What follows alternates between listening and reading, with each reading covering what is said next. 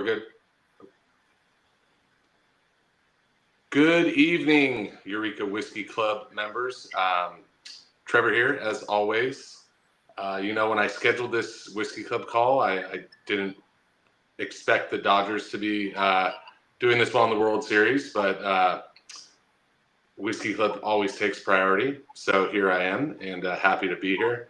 I know we have a lot of NorCal locations, so I apologize for the LA hat. And our guest tonight is a Yankees fan, so Dave.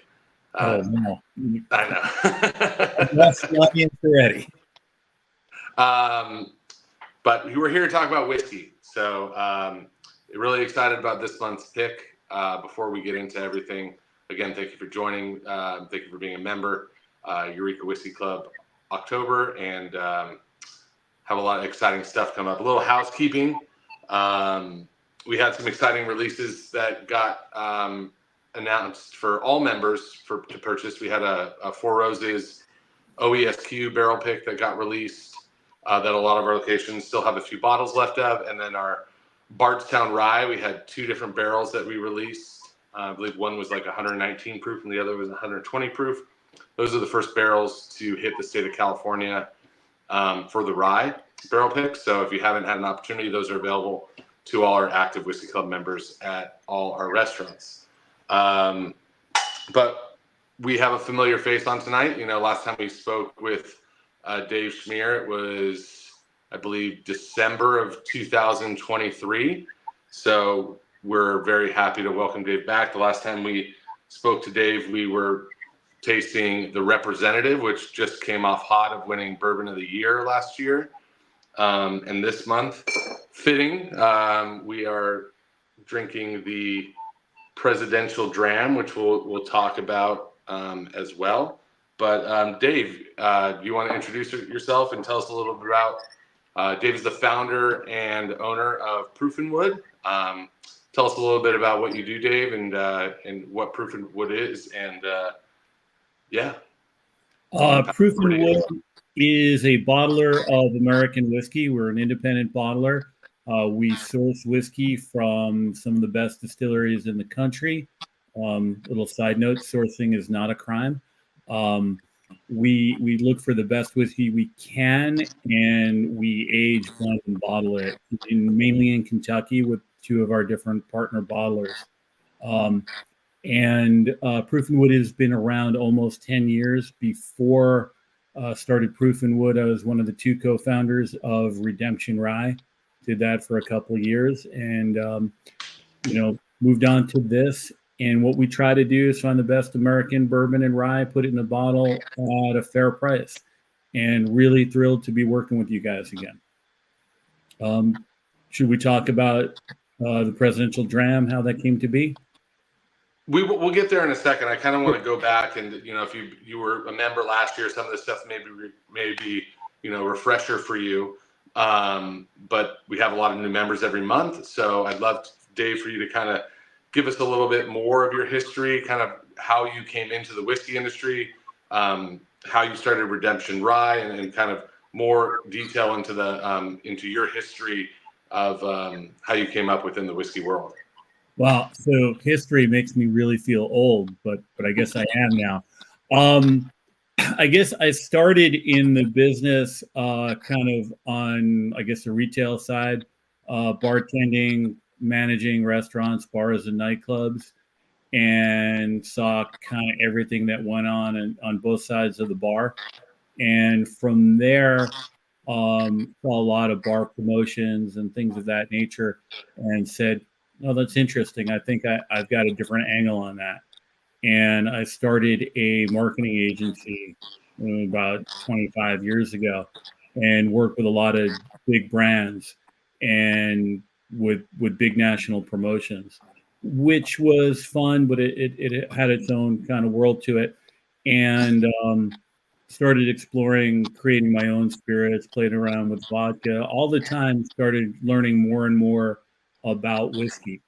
I was privileged to be invited to Cocktails in the Country, which was a program started by Gaz Regan, one of the most influential cocktail minds, I think, kind of in modern times, and learned more about spirits, particularly rye whiskey, which kind of first got me into rye, and really how to make cocktails beyond learning, the ingredients, but understanding, the flavor profiles and balance, which are skills that have come in handy when blending whiskey. So that was always in the background. And around 2009, a friend of mine opened a small bottling facility in Kentucky in Bardstown, kind of at the cusp of kind of the current bourbon and rye boom. And so we started drinking a lot of whiskey, and we discovered, it's really weird to say because the distillery is so big and the whiskey is so ubiquitous now, but the old Seagram's distillery, which was then known as LDI, which was purchased by MGP, which is now in a large percentage of spirits that you get. And we found this whiskey. It was fairly young, but really tasty. And there was not much rye whiskey on the market at the time. But knowing a lot of bartenders in New York, Chicago, San Fran, we thought it would be a small little project. And so we started bottling it under the Redemption Rye name.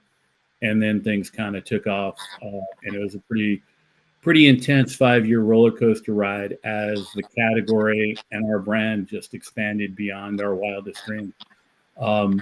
So one thing about the whiskey business is the more successful you are, the broker you become, constantly buying whiskey and paying taxes. So we really didn't really have an avenue to grow without selling it or doing deals that we didn't want to do. So we wound up finding a new home for the brand, but clearly I wasn't done, and started Proof and Wood to kind of continue what I was doing and explore, more American whiskey. And a lot of what we've bottled has been from MGP, but a few years ago started expanding the library to include about 20 distilleries around the country. Yeah, and you're venturing into non-whiskey spirits too. I know you said you had started with vodka, but you guys are doing rum and stuff over at Proof and Wood too, right? Yeah, I haven't played in the vodka world in a long time. The rum that is probably most well known, but it's still a small one, is called the Funk. It's a Jamaican heavy pot still rum. Mainly you'll find it in tiki bars and bars that are doing tiki cocktails. The Funk, I like it. I like funky rums. So yeah, let's kind of transition over to the DC collection. Like, how did that start out? I know Representative last year was 2023, won quite a few awards, best bourbon in the world, or was it world or U.S.? I'm sorry. It was the best bourbon in the world, or we could say galaxy. But it was the best. I guess you can, yeah, because it has to come from the U.S., so it doesn't matter. Yeah, it doesn't matter. You're right. Yeah. And I mean, a little side note on that, and I probably said the same thing last year, but my philosophy is all awards are kind of bullshit, except the ones I win. Except the one you won. Yeah, and it's again, there's definitely an objective part, but there's a lot of subjectivity to it. So I try to be a little humble about it. And the cool thing about that award, though, is the first award that actually got people to come look for us. Most of the awards that we win just make my head bigger. And the interesting thing, the Representative was meant to be a good, solid American bourbon whiskey, that, a good value and good representation, not to use that word too much, but so it was kind of surprising to win that award, but it was also very satisfying. The way what has come to be the DC collection, and it started with what we're doing this year, which is the presidential dram. And it's kind of one of the fun things about this industry is working with people who've become friends.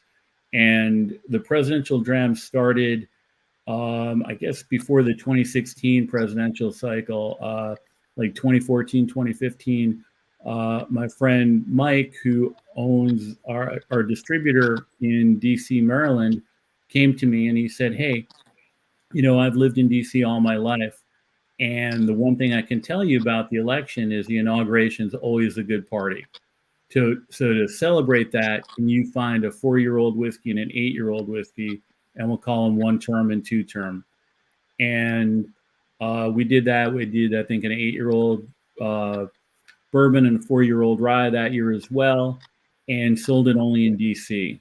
And we did maybe 5 barrels, and those sold out pretty much immediately. And it was all about good whiskey. It wasn't necessarily about politics, but it was celebrating, great American institutions. And so that we started there. It was a cool, fun project, and then kind of expanded upon that when I was able to procure some other interesting barrels that year and the next year. We had a 12-year-old bourbon called the Ambassador, and then we did a 14 and 16-year-old Tennessee bourbon batch that we called the Justice. And then naturally we wanted to have everyday whiskeys, and that became the Representative and the Senator. Representative being 2 congressional terms, minimum of 4 years, and the Senator minimum of 6 years. So it's been kind of cohesive in that way, but kind of a real fun start to it. And then so every 4 years now we do different batches of the presidential dram.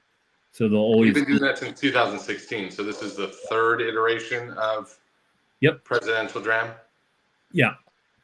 Oh wow. And what? So obviously we did a micro blend together. So a micro blend similar to a barrel pick, but instead of a single barrel, we're just selecting. I can't remember the exact number. Was it like 6 to 8 barrels? We're blending them all together. Yeah. 6 barrels. And so it's an expression of 6 barrels rather than, a regular release, which would be a blend of, I don't know, a lot more than that. And then it's bottled at cask strength. So can you tell us a little bit about what the presidential dram that everyone has here? If this is 123.2 proof. I think you sent me 6 different blends. And can you tell us about where this whiskey comes from, and how it's different than just the regular presidential dram rye release? Yeah.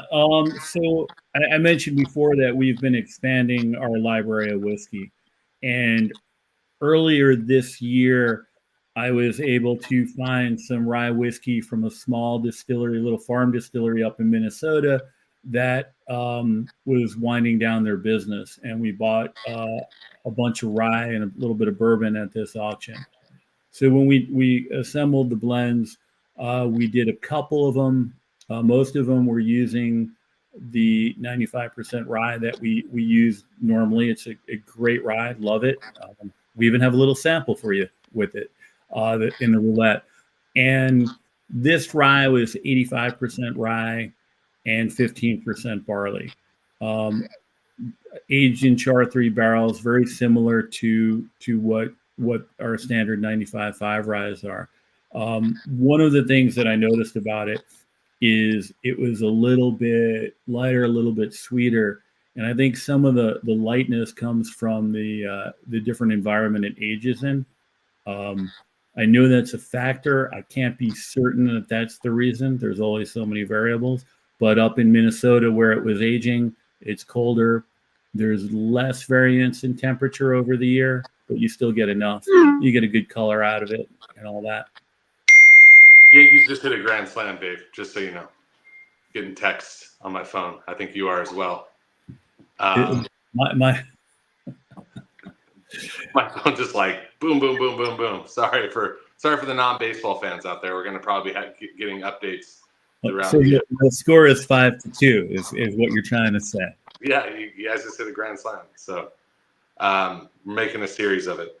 No, that's super cool. So for my research, and again, I don't know how much information you have.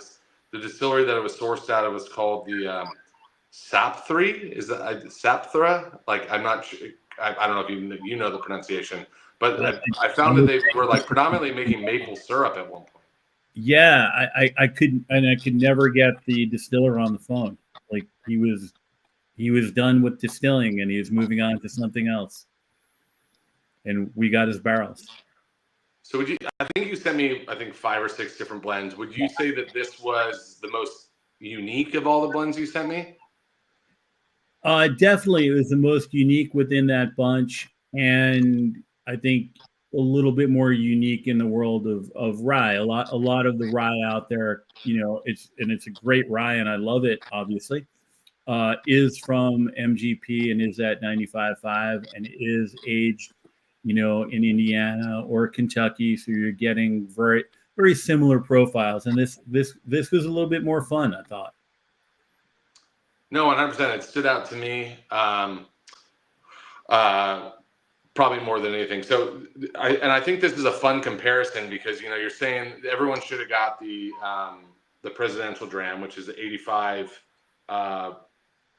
rye, 15 malted barley, and then you have the MGP, the roulette rye, which is the 95.5, which is pretty standard for MGP picks. So I would encourage everyone to kind of taste them side by side to really. Is it feedback coming from me or from your end? Yeah, that's my. I got to shut this off. That's your Yankees text feed, I'm guessing. Yeah, combination. You're good. Again, when I scheduled this, I didn't realize it would be such a pivotal game. But thank you for being on. Comeback, I'm telling you. I'm not rooting for it, but I know you are. Cool. So, yeah, I think it's a fun experiment, like tasting these side by side. What do you? I have my opinion, obviously, but what would you say are the main differences between, these two whiskeys? I don't know if you have both of them to taste side by side. I've got the original sample. So one of the things that particularly stood out for me with the pick was it kind of has this like very mineral mustiness to it. Like there's a lot of barrel must. Is there anything that you think, as far as the aging environment in Minnesota, that would have affected that versus something that's aged in Indiana or Kentucky or something like that? I don't know what kind of building it was stored in. Again, all I know is that we know the weather is going to be different up there. It's going to be cooler.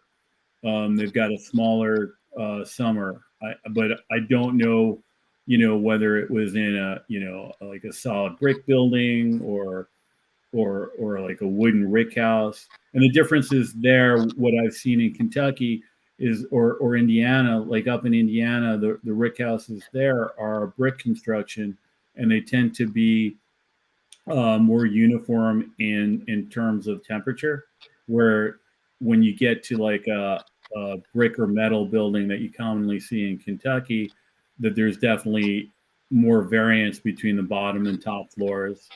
And then again, when I know where it's being aged, we know if they're opening the doors in the summertime to get more airflow in and things like that. Really kind of we're in the dark other than tasting it and go, I kind of like this, which is kind of where I started with whiskey. I kind of like this. Let me put it in a bottle kind of thing. The other thing to talk about a little bit is it's age stated at 4 years old, but all these barrels were over 5 years old, maybe 5.5 even. Oh, really? So it's just the label is just because that's the presidential dram label, or what? That's well, for me and for a lot of whiskey, it's fairly common that the law says you have to age state it by the minimum age. So, and with the presidential dram, we just keep to the 4 and 8 year old age statement for that reason. For the 1 term, 2 term thing. When there's single barrels, they might be age stated, but we'll give you the actual date that the barrels are born on. I don't know if that was on your label, but so they're older than 4. So, and also with the normal blend, like the representative or even roulette, Those are age stated at 3 years old, but when I'll do a blend of those, they'll be whiskey between maybe 4 and 7 years old. But because you can only age state it with the lowest, that's where we go. And that's also why most of our blends aren't bottled in bond, because to be bottled in bond, you have to be one season. But putting different years in gives us a little bit more freedom to influence what the final product tastes like. Well, I love it. I mean, as always, I would love for people to, throw some tasting notes into, I'm looking at the comments here. Sorry, I'm just looking at the comments. A lot of people rubbing my nose in this Yankees Grand Slam. So thanks, everyone. I appreciate it. I know we have some Giants fans in the broadcast, so I'm sure they're particularly happy about the Grand Slam as my light goes out like it likes to do. So the California rivalry is that strong that you're not even rooting for your other California team. Oh yeah, if it makes everyone feel better, I would not be rooting for the Giants if they were. I would, but anyways, hi Tim, thank you very much. I appreciate your comments. But sorry, my lights. I don't know why this light is. I need a new ring light. So yeah, as always, so looking at my tasting notes, one of the biggest things I get is like this I put like a rock under a waterfall. Like it's like this really musty kind of like mineral taste, dusty oak, leather, clove, high minerals, a little bit of elderflower towards the end. But I'm like, I really, really like this whiskey. Like I like all the picks we do, but like I think this one, just uniqueness really stands out. For me, which I'm always looking for. So I was super happy with it. I hope everyone likes it. The other thing that the nose reminds me of is a rock and rye, which kind of makes sense to what you're saying as well. Kind of the spices and things coming out like that. Trying to look at the comments. If anybody wants to chime in about what they taste versus hating on my Dodgers, I would love it.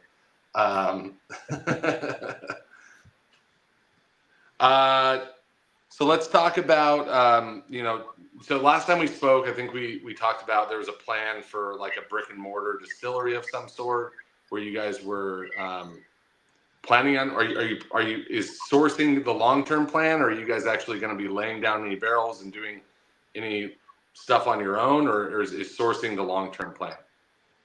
Well, sourcing is the long-term plan. We have looked at putting a facility together in Kentucky. I'm not sure if and when that's going to happen, but I think, I guess some people make a distinction between sourcing and contracting, I suppose. So a lot of the whiskey we've bought has been whiskey that we found available on the market. Started in 2015 by buying a couple hundred new make whiskeys. What I guess the newest thing this year is we have a contract with a new distillery in Kentucky called Whiskey House. I don't know if you're familiar with it. No. It was built by the same team that built Bardstown Bourbon Company. Okay. And so it's similar in size and very heavy on a combination of craft and technology. And it's real exciting. We just started distilling our first barrels there. And so we're doing this year, I'm doing the 3 mash bills that we've been using for a long time, the 95 rye, the high rye bourbon, and then the 75% corn bourbon, and then also distilling a 4-grain wheated bourbon of my own recipe. So that's kind of exciting, and we had a bunch of this distilled in Ohio last year. So the future is going to have some different mash bills and different distilleries, and and this whiskey we've put in the barrel from day one, so it's going to be fun to see how that goes.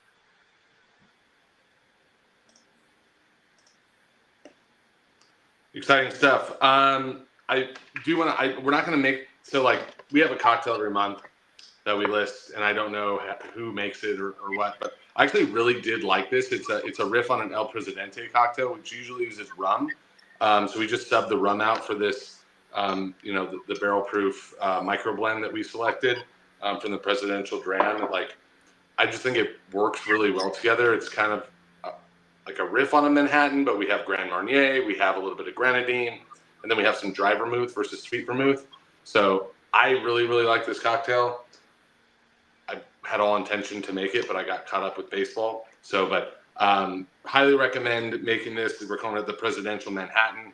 And I do want to take this opportunity to make an endorsement. I am going to officially endorse the Presidential Dram as the whiskey that you should drink on election night, no matter who you want to win or who you're voting for. Drink some Presidential Dram. I promise it'll make things easier. We're bringing everyone together. Yeah. And I have not worn a Dodgers jersey any game this series, and now that we're losing, I'm not superstitious, but I'm a little stitious. So I'm going to just drape this over to hopefully bring my boys in blue some luck. So if you have a Yankees hat you want to put on, I'm not going to be offended. I left that at home. The score is still 5-2, by the way. I'm getting regular updates from my wife in the next room, who's watching with my son. Cool. So obviously you've been in the whiskey industry for a long time.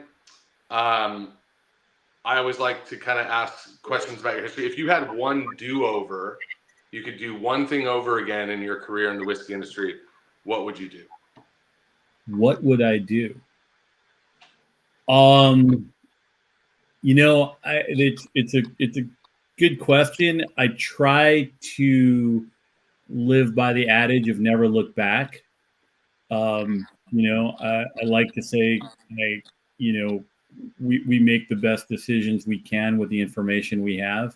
And I guess the one thing that I would do over perhaps is, early on in the 2010s, I had the opportunity to buy a lot more whiskey at a lower price, but it would have meant, mortgaging my children. And I decided not to do that. I did not take that risk, and the whiskey market went the way it did. But I've done okay otherwise. So no regrets. What was was it just MGP stuff or what was it? Yeah, I think it was just MGP stuff, and it was, a situation where we borrowed a lot of money that was really nerve-wracking, and we could have borrowed twice as much, but that was we couldn't comprehend how that would work if things didn't go our way. So we totally for once we played it safe. All right, a couple more questions for you, then we're going to get into some song choices, and then we'll go to Q&A from our members. When you aren't drinking Proof and Wood, what's usually in your glass? Doesn't have to be whiskey, it could be anything. What are you feeling right now? What's your is it a cocktail? Is it a different spirit? Is it a beer? What are you drinking outside of your own juice these days?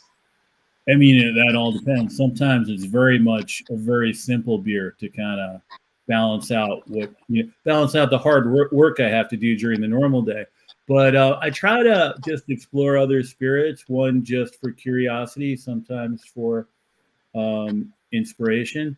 Most recently, I got a chance to taste some really, really nice Armagnacs. Okay.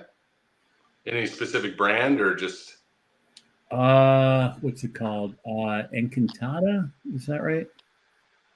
Really, really cool brand imported by PM Spirits. Really cool. I like the character of Armagnac. I think it's got, I don't know, kind of a link to bourbon in its grittiness in a way, and just the stories of how small production is. It's really neat to hear the backstories of the different families that produce it. Love it.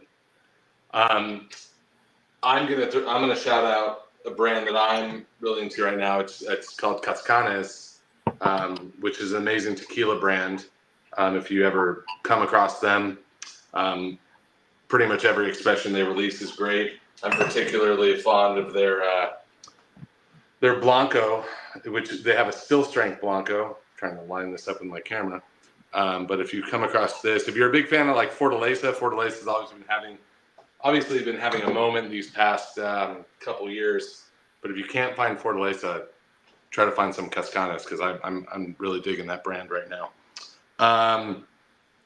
Before we get into song choices, anything you want to shout out or plug as far as upcoming things that for our members to look out for from Proof and Wood, new offerings or anything like that, or just something special you want to? I mean, obviously the entire DC collection. I've been sipping on the cabinet recently, which I really enjoy.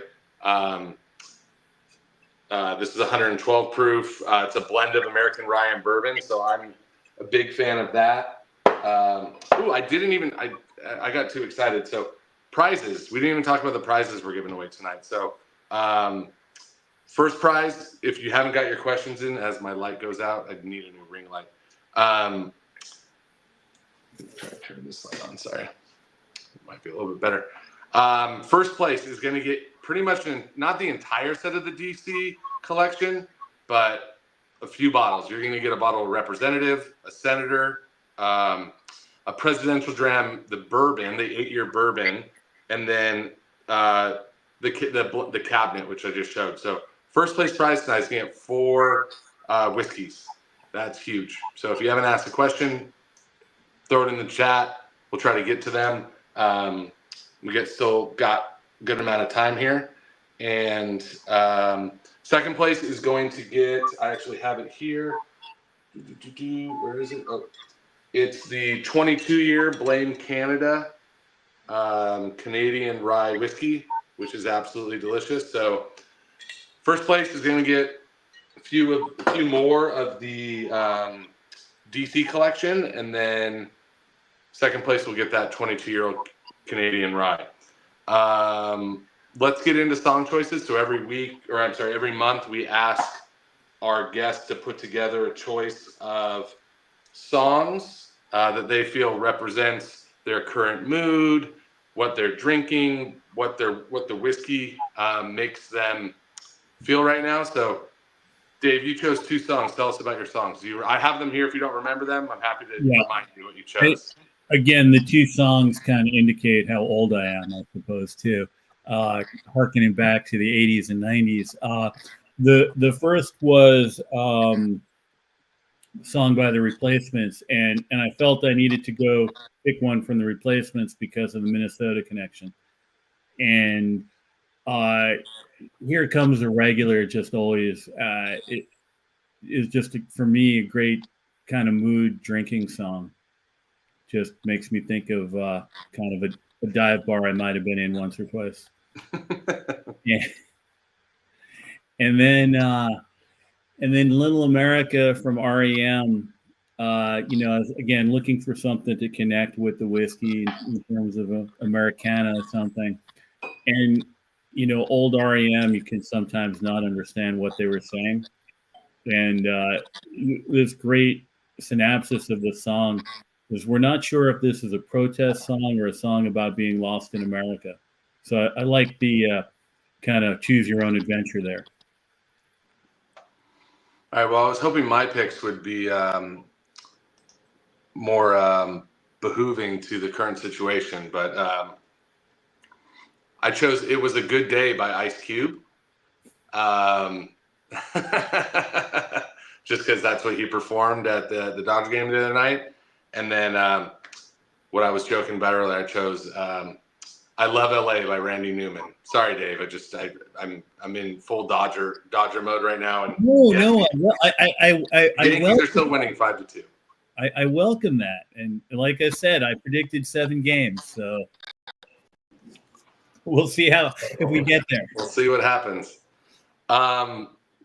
Cool. I want to turn it over to the chat now. Ask some questions here again. First place prize. We're giving away 4 bottles. Very generous of you, Dave. Thank you. The representative, the senator, presidential 8-year bourbon, and then the cabinet blended. And then second place prize gets the 22-year blended Canadian rye whiskey, or the rye. So let's see here. So Tim Moore asked, given the expansive product line you have and current whiskey finishing craze, do you have any plans to release any finished product? And what is your favorite whiskey finish? Yeah, my favorite whiskey finish is generally none. But there's a couple of reasons. I don't do a lot of finishes because I live 1,000 miles from my barrels, and a lot of finishing, in my opinion, requires you check them every day, especially when Will Smith just hit a home run, by the way. Just saying, it's 3-5 now. Okay, then. Where was I? Okay.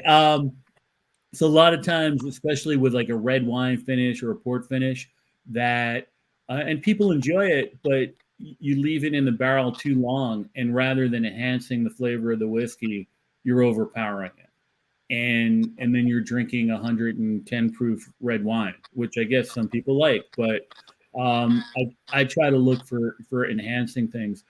We've done a few finishes. We did the Globe, which is a Polish rye. We finished in rum. That sounds delicious. We'll make sure to get you a sample of that. And then I did a blended Canadian whiskey, also finished in rum, and very different because we couldn't leave that whiskey in the barrel longer than 6 weeks because the rum overpowered the lighter whiskey.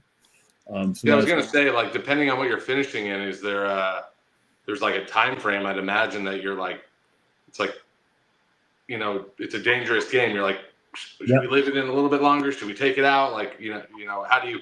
I'm assuming just tasting the whiskey. That's how you navigate that.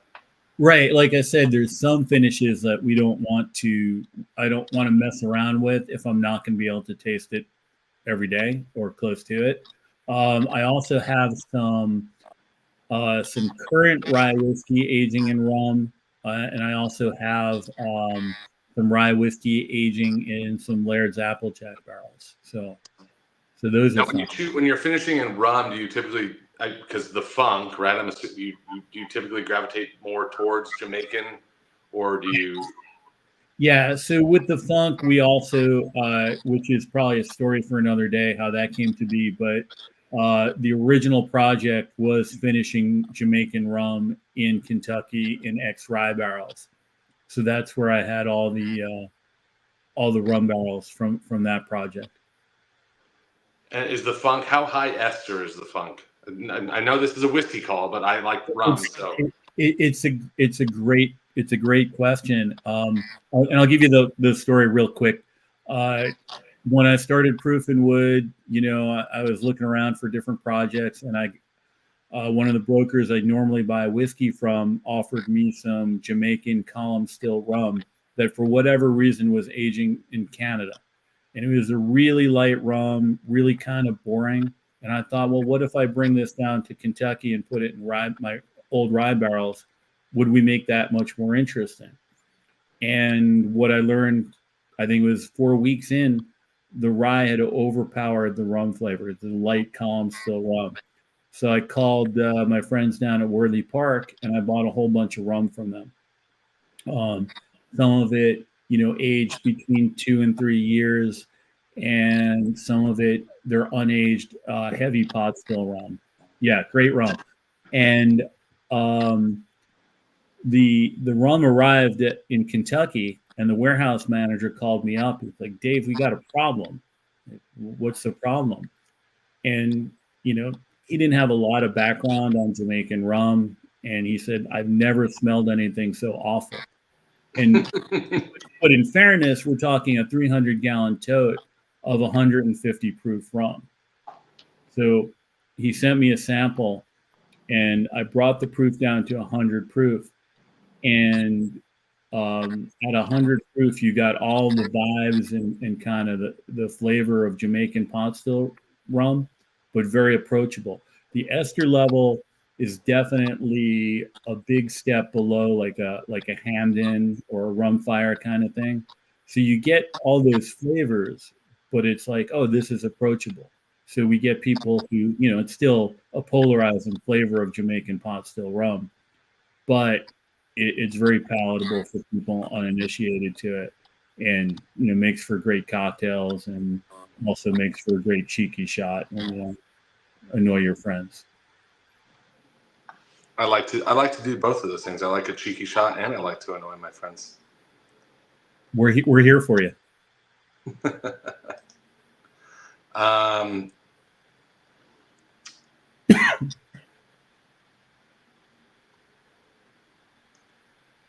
Let's see here. Tom asks, is it harder to source barrels these days with just the higher demand for whiskey based off or prior, when you were first doing everything? There's always a challenge. Right now, there's probably an abundance of barrels. There was not an abundance of barrels a year ago. So now it's kind of sorting through everything that's available.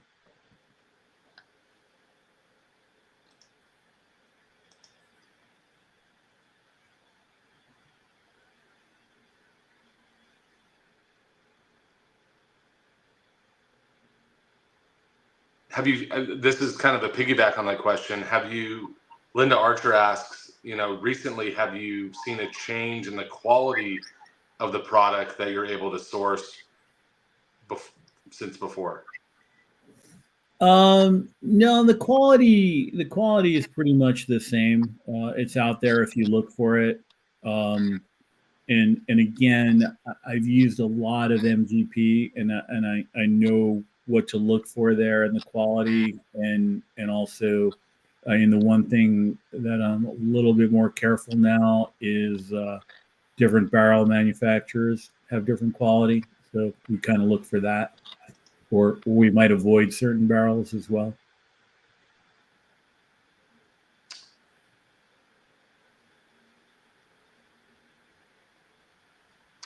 Jared Kappelman asks, do you experiment with any different barrel charring or different wood for the aging you do for ryes and non-ryes to really bring out the spice from the rye?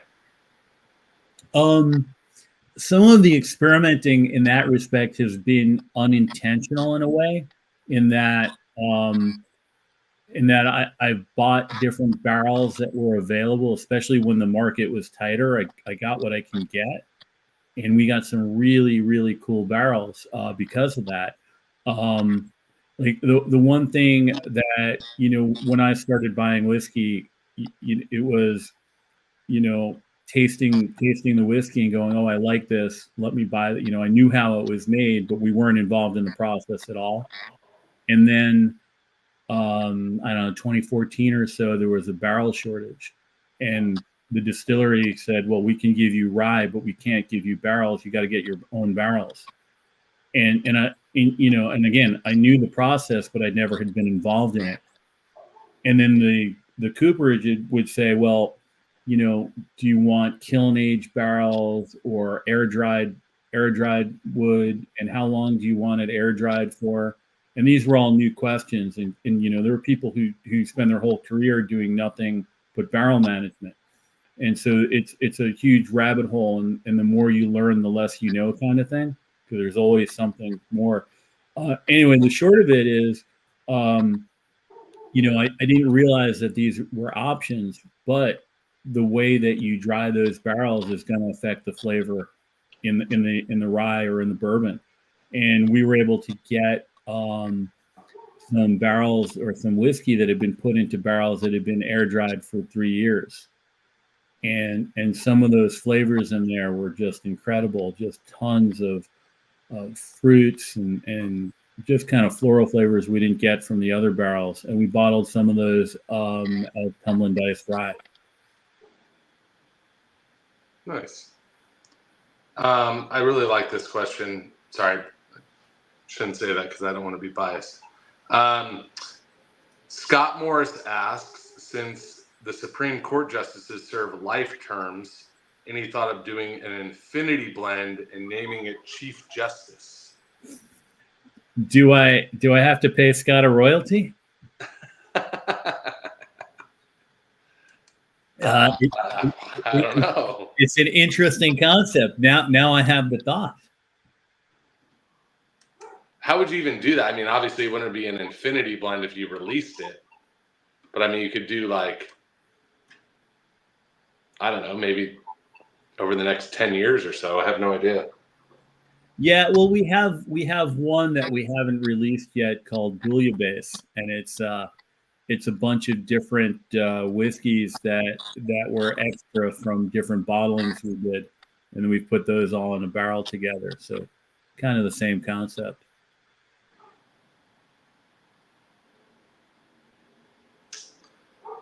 Yeah. Tony Simmons asked, you mentioned that presidential dram is every term. What do you have? Are you already planning 2028?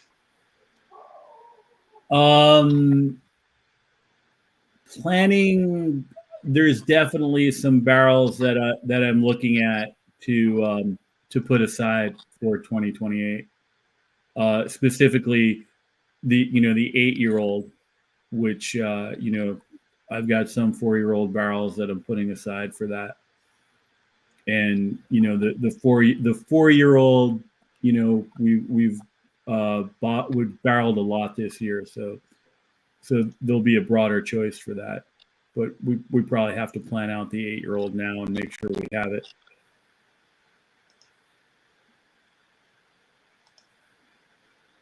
Do you want an update on the game, or do you know already? I do not know. Apparently, it's 5-4 Dodgers. That can't. Oscar just popped out though, so I think the inning is over. It's 5-4 Yankees. Just let's make sure we got 5-4 Yankees. Sorry, my apologies. Yes. This could be worse. Okay, all right. Yes. We could be asking people who they're voting for next week. So this is a much more civil conversation. I think so. This is opposing sides that we're all still having fun. Yes, I am not broaching that question this evening. Trust me. I will drink. I will. Yes, I have a little bit left. Yes. Cheers. I think we have time for 1 or 2 more questions, and then we'll choose some winners.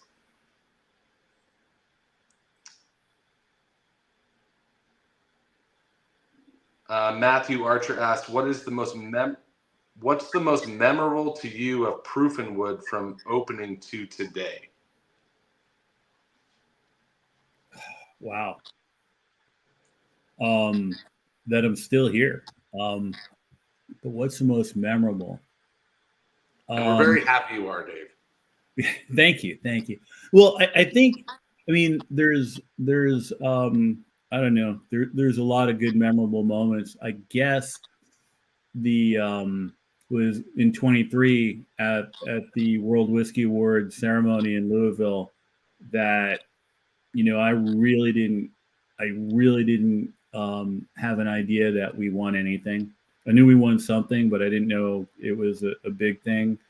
And I was just happy to be there. It's really one of the first kind of industry events I went to post-COVID where I knew it would be somewhat normal, if that makes any sense. And just seeing old friends and whatnot, and the way the awards were given were, what do you call it? They did a round of the best. I think we won both best bourbon in the world and best single barrel bourbon that year. And the way they give the awards is first they give for the best Kentucky and the best non-Kentucky. So we won the award for best non-Kentucky bourbon, and that was good enough for me. And then best non-Kentucky single barrel bourbon, which we won for a 6-year-old tumbling dice. And then we won the other award. So I was kind of going up there like every 5 minutes, and it was kind of fun. And again, what made it even more fun was just seeing old and new friends and just having a great night. Yeah, what's the quote again? All awards are bullshit except the ones you win. Yeah, that's it. And that's your quote, right? That is my quote in the press release, and I'm surprised they gave me another award.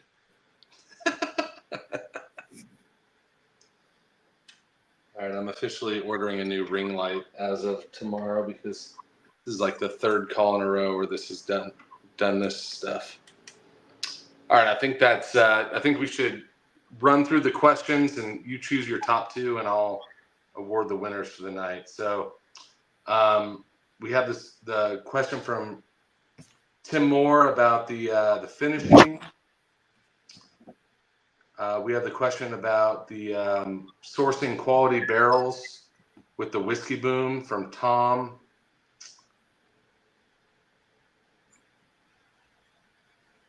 Let's see here. Linda Archer asked about the difficulty sourcing quality barrels over the past few years. Jared Kappelman asked a question about experimenting with different charring to bring out the flavors of the rye, the spice. Scott Morris had the Supreme Court Justice's question if you're looking to do an infinity blend.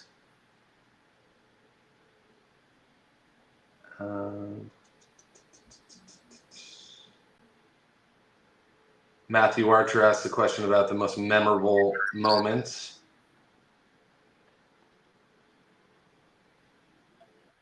I think that's it. So choose your favorite 2 questions of the night, and then we will choose a first and second place winner. I am going to go on record saying that I hate this part of the call because they're all great questions, all valid questions. Yeah, so you can come here. My son wants to say hello. Okay. You got to say hi to Dave really quick and all the Whiskey Club members. Hi there. Say hi. Hi. Hi there. This is Everest. He snuck in. Okay. Daddy's going to be done in about 5 minutes, and then I'll come in and say hi to you, okay? Sorry, Dave. Sorry, guys. Go to mommy, please. I want to go to mommy. Here. I want to go to daddy. Nope, we'll be. Just a second, okay? I want daddy. Sorry, the joy of having a 3.5-year-old. With a Dodger shirt on. Yes. Well, we're raising him right over here, Dave. Good to hear. So Sorry, go ahead. I got to pick 2, huh? Yes. One, I really appreciate all the questions and the interest. I think the finishing question and obviously the Supreme Court Justice question, because I mean we're going to have to give him a prize. It'll mitigate things when I steal his idea. Well, I'm going to have to go number 1. I think that Supreme Court Justice question is the winner. So that was. It's the only problem with this system is trying to find. So the finishing question was. Is that your favorite thing to finish with? That was Tim Moore.